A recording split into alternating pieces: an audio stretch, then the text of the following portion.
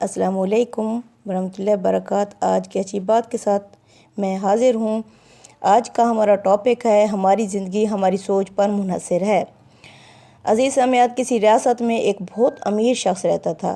दुनिया की हर आसाइश उसके पास थी। उसका एक ही बेटा था जो तन्हाई पर ऐशो इशरत की ज़िंदगी गुजार रहा था। एक दिन उस शख्स ने सोचा कि किसी तरह मुझे अपने बेटे को इस बात का एहसास दिलाना चाहिए कि वो किस कदर ऐशो इशरत की ज़िंदगी गुजार रहा है। इसे इल्म होना चाहिए कि हमारे मुआशरे में बहुत सारे गरीब लोग भी रहते हैं और वो गुर्बत में किस तरह ज़िंदगी गुजारते हैं, ताकि मेरे बेटे को इन चीज़ों की कदर कीमत का एहसास हो जो उसे मुयस्सर हैं, और इस माल और दौलत की कदर हो जो मैंने इसे दे रखी है। यही सोचकर उसने फ़ैसला किया कि वो अपने बेटे को किसी गांव ले जाएगा एक दिन, और वो पूरा दिन किसी गरीब किसान के घर गुजारेंगे। वो अपने बेटे के हमरा अपनी रियासत के छोटे से गांव में पहुंचा और पूरा दिन वो दोनों एक किसान के साथ रहे। उस अमीर शख्स ने अपने बेटे को पूरा गांव दिखाया और गांव के लोगों का रहन सहन, खाना पीना, पहनना ओढ़ना भी दिखाया। गर्ज उसने बेटे को गांव की ज़िंदगी से अच्छी तरह रोशनास यानी मुतारिफ करवाया। अमीर आदमी के बेटे के लिए ये सब कुछ बहुत नया और अनोखा था।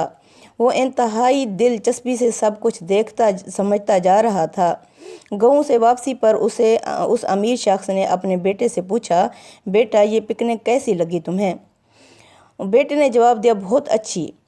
तुमने देखा कि गरीब लोग किस तरह की ज़िंदगी गुजारते हैं? बाप ने पूछा। जी हाँ, बेटे ने मोदबाना लहजे में जवाब दिया। और इससे तुमने बेटे क्या सबक लिया? बाप ने पूछा। बेटे ने कुछ देर सोचकर जवाब दिया, मैंने देखा कि हमारे पास घर में एक कुत्ता है और उनके पास गांव में 4-4 कुत्ते हैं।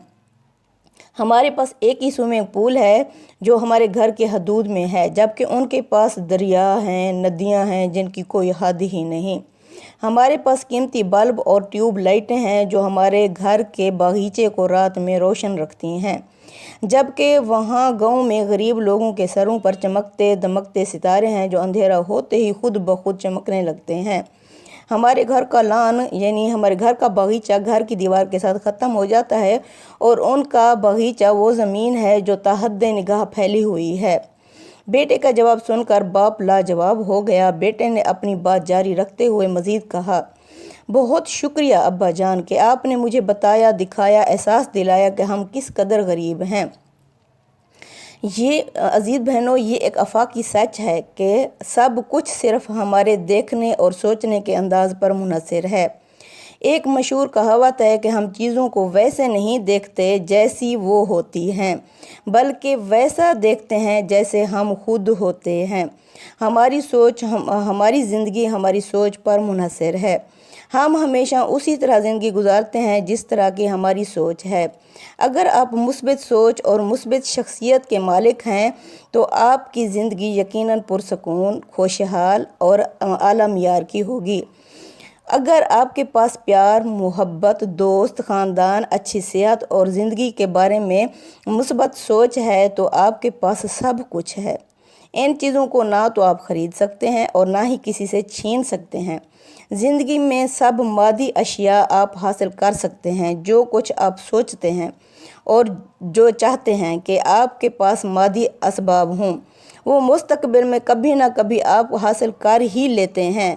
लेकिन अगर आप में वो सब कुछ हासिल करने का जोश और जज्बा और हिम्मत और जुर्रत ही नहीं है तो फिर आपके पास कुछ भी नहीं है। अस्सलामु अलैकुम वरहमतुल्लाह।